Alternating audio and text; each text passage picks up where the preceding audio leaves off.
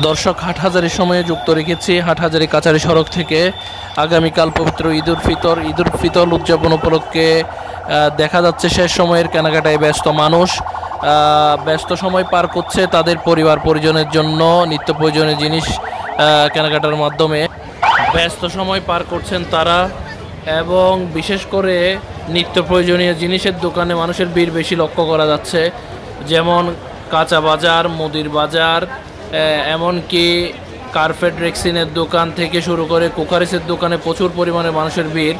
দর্শক, আরেকটা বিষয় লক্ষণীয়, সেটা হচ্ছে অন্যান্য দিনের তুলনায় আজকে কিন্তু ফুটপাতে মানুষের ভিড় বেশি লক্ষ্য করা যাচ্ছে।